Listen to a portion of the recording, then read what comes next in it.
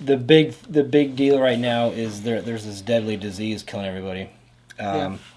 What are the facts? I say, what a joke. What are your thoughts? My thoughts are comply with the rules and regulations, and assume that the information that you don't have, that the higher ups have, makes sense.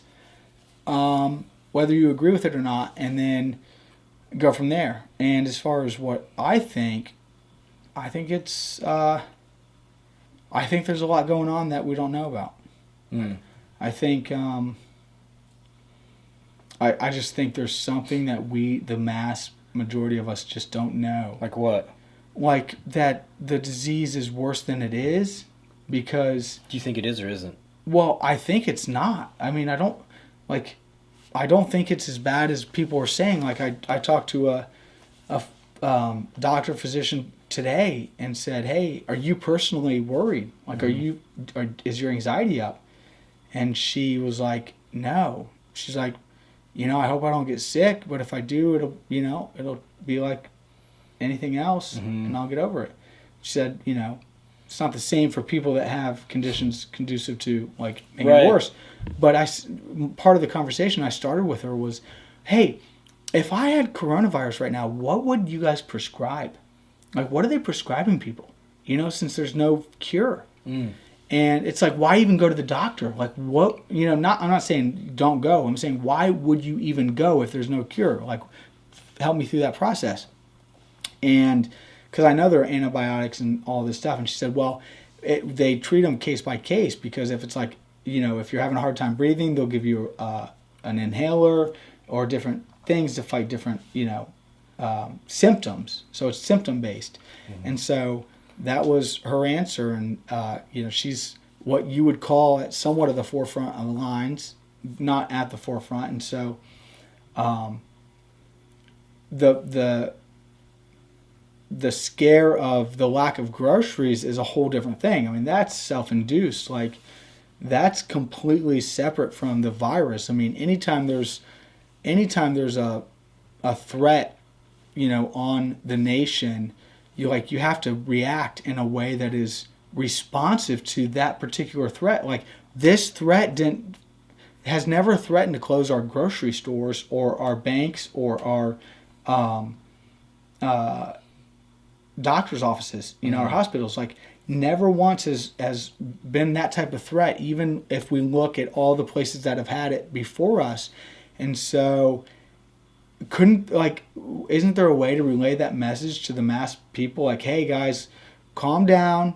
Like, don't flip out. You don't have to buy in excess of groceries and stuff. Like, if we go on lockdown, you're still going to be able to go to the grocery store and they'll still be in business. And even today I read just on my feed that some of Congress were asking for Donald Trump to demand production in whoever makes the masks, so that there will be more masks around. And so, like,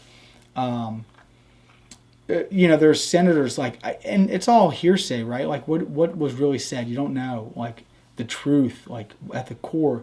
And so, like, I guess there was a senator, a congressman that got, tested positive, and apparently, his fellow congressmen were really, like, on him about, like, I wish you would have done better precautions, like, you really screwed us on this one. I'm even hyping up what I read, but it was still that kind of like, I wish you would have taken better precautions because you could have prevented this. And it's like, well, if that's coming from Congress, like, if they're really,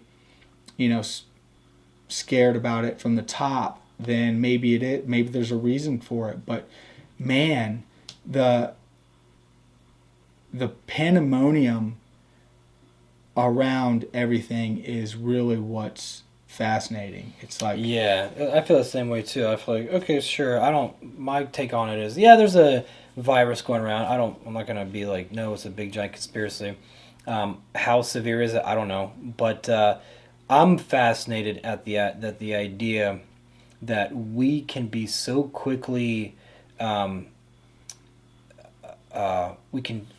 minds can just flip like overnight, it's because of the media and the government telling everybody what to do. It's amazing how when you go out in the streets, you feel like that energy of something's going on. And I just find it really fascinating that information can travel so quickly, and something like this, how it can just shift the the morale of people. You know, it's like you think of the Great Depression, how it was just a horrible time, and there was no productivity, there was no work, and you got to think of like, well, what made it so? You know, it wasn't like there was any like fewer people, like people's ability didn't change, like physical ability. It was all mental.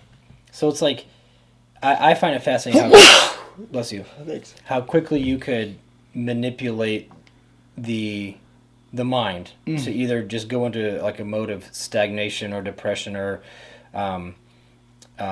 misery or whatnot. So, Well, I'm just like, look, like, okay, so like, what are you gonna do? What are they gonna do with this Corona thing? Like, okay, nobody go out until when exactly? Like, until when? When's it gonna be okay to go out? Once, like, I don't know, they kill the virus until everybody gets vaccinated. Like, what is exactly the plan? Is it just gonna go away? So I find that kind of funny. well, I will say that to that specific question, at least the United States has hindsight to look at in the way of like China and Italy. You know, because we can look at them and say, okay, this is what happened to them on day 1, 2, 3, and 4. This is how they reacted, and this is where they are now. And then we can use that judgment to at least gauge where, you know, that's what I'm saying is like the lockdown, that's crazy town. And so nobody would put that in place unless there were crazy town measures, you know, like think about it, dude. This is going to hurt the entire world economically for however long. Like, it's at least going to put a dent on.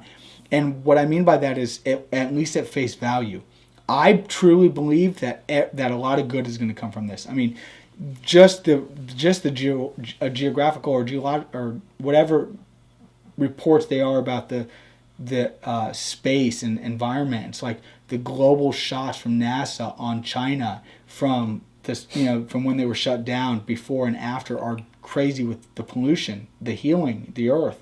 And so, you know, they're saying that across the board, like the planet is healing, you know, in a major way because of all the shutdown of big factories. And so, I think since everyone was hit in somewhat of an even fashion, definitely not across the board. I get it. People are suffering way more in some regard than others, mentally, physically, financially, you know, geographically. Like, I mean, I was talking with a friend, and she was like, I feel bad for all the, you know, females that are in abusive relationships that can't leave their house now for a certain amount of times. And it's like, yeah, dude, that's a real thing. Right. Like that's I gotta stay with my husband now. Yeah, it's like, you know, or boyfriend. and they go pile up on alcohol, but you got the sick older people, you know, that go to the grocery store and can't find the stuff that they expect every day. And so it affects people differently, but I really do think a lot of good is going to come from it across the board, because I think economically we were hit so hard. Like, everybody is being hit. Yeah. And you know, it's funny because even though I say that, some people are probably making just tons and tons of money on this. Oh, that's for sure. You know, it's like, geez, man. You know, they're like really reaping the benefits of it. Broad progress is the same by the Great Depression. It's like the whole world was going broke, but there were people getting absolutely rich off it. Yeah. So, yeah, I mean, yeah, look, you're going to have those people who, if they are making money, then hopefully it's in some positive way, you know. Yeah, so that's interesting, man. Interesting times, and I'm curious to see how and when things are going to get better, as far as just the mindset of people. Like, when are things going to go back to the regular everydayness without this plague sweeping the world and everybody's all flipping out. And I mean, I agree with you too, man. It's like take the precaution, Hey, it's a thing. I mean, I believe it's a thing. It's wash your hands. Don't go out in public as much. But at the same time, I'm just kind of like, all right, man. Like, let's not let this get too out of hand. Let's just treat this exactly how it needs to be treated. If it starts getting chaotic, where the military is coming down the street with tanks and it's just getting stupid. I mean, I even heard interview where somebody's saying how the financial institutions are going to use this as a great opportunity to completely eradicate paper money so that they can now move to a single currency, digital currency, so that they can have more control and be able to track spending and be able to what do they call it, monitor the world more. So I found that to be an interesting take, because I'm sure a lot of people are sitting behind the curtains right now going, how can I definitely use this incredible opportunity to totally benefit me. I don't believe I don't necessarily believe that it was a conspiracy, that it was purposely released so that XYZ small group of people could take over the world, but I think no doubt that there are people saying, okay, this is a good time to strike, so. Yeah, and likewise, it foils a lot of plans, right. in the same regard. Yeah, absolutely, so, it's interesting to see how it all shake out. Mm-hmm. So that's that, and, I it's funny how now you go out and you kind of spend your day thinking about this thing, but if we could just eliminate that now and fast forward to, hey, things are just fine again. It's like, what is now the topic of conversation? Like what remains? I mean, we last finished off with, a whole bunch of stuff, but so I'm kind of mad. By the way, we don't have our recording place anymore because the building got bought out, or the people. What happened? Somebody moved out, and new people are coming in. So our location lease was up, or we did not renew our lease. So we're gonna, but that'll change here. That'll change here as soon as the coronavirus ends and we can get in our new location that we might have secured today. Yeah, but it'll be cool to have that whiteboard. But anyway, so I think the last cool thing we talked about, we can spend a few minutes on before it gets too late. Yeah, is I'm good with that. We had that board drawing, being able to think beyond what you think you are, and capabilities. Potential. That was the word, potential. And so, I think that's why the coronavirus, to go back to the topic that I said that we should just move away from, is it's good to actually have this happen, just to teach. I think there are some people out there who are eating this up as an opportunity to, as evidence that to them the world's going to end any day now. And it's I'm sure there are people out there right now going, this is it, man. This is the sign where this is finally all going to end. People want it. I'm not saying somebody's sitting there going, oh my gosh, is this the end? This is people, I told you. Or the ticking time bombs were waiting for this. This is it, man. This is going to be the end. It's going to be total destruction. Do you know it's not? Nope. I mean, yeah, it'll happen before. Let's just say it gets worse. Let's just say there's riots out in the street. It's not going to be in the world, man. It's happened before. It's happened before, and it's going to just get better again. Mm-hmm. So, I think that's a good thing, a mental space to be in, even when everything is okay. On the individual level, when you're just living your life, I think it's a good training tool to propel you forward, or to maneuver out of a situation you may not want to be in, or just to better your life or whatnot. It's important to be able to look at that and see it and believe it and go after it. So, so I thought that was a little interesting. The whole Corona thing. Something I think is interesting is this reminder that we get of how little we are in control, and we are reminded about that on a small scale, on a day-to-day basis. When we find a traffic jam and we're late to work, or we're late to a meeting, and it's dang it, if only I was in control of, you know, Everything. everything, Yeah, I yeah. would not have been late. But some things are out of my control, and so we are reminded of that on a daily basis, on a small scale, I think. But man, when something like this happens, it really, I mean, it can. It doesn't do this to everybody, but for those who are aware, it really gives you an opportunity to wake up and realize just how finite we are. You know, like we are just these little tiny finite beings on this grandiose planet, and we forget sometimes that it's like that we're not in control, and that there are things outside of our control that are bigger than us that we can't even fathom. Like we have no idea when they're going to strike, and that may be earthquakes or tornadoes or hurricanes or plagues or financial crisis and ruins.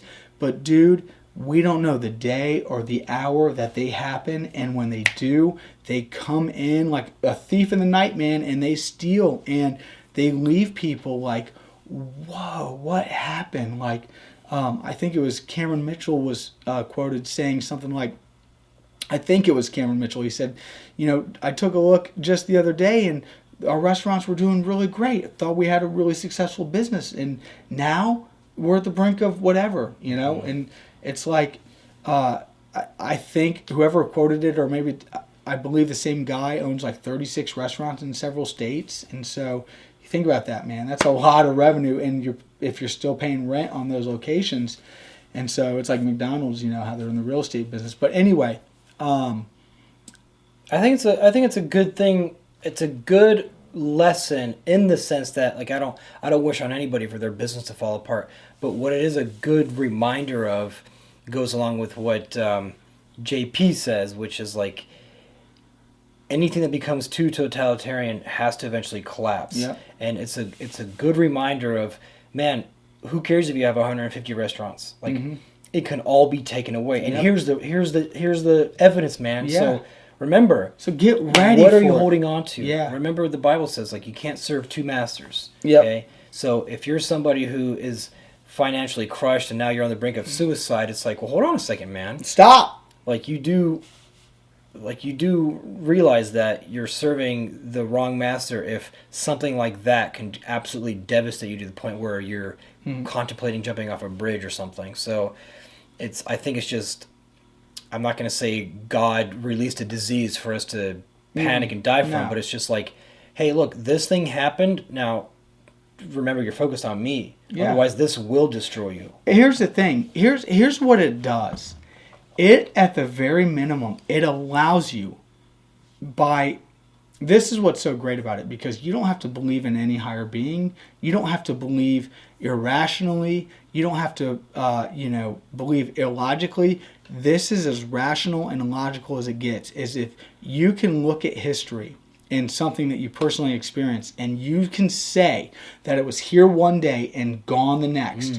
If you can say that, then what is keeping you from that mentality for the rest of your life? Right. And if you can have the mentality of all of this might be gone tomorrow, not just fake it. I mean, if you can have the mentality of, all right, this is great while I have it, but it could all be gone tomorrow. Absolutely. And I'm not talking about just like, okay, like what am I looking for? There's a dust cloud over there.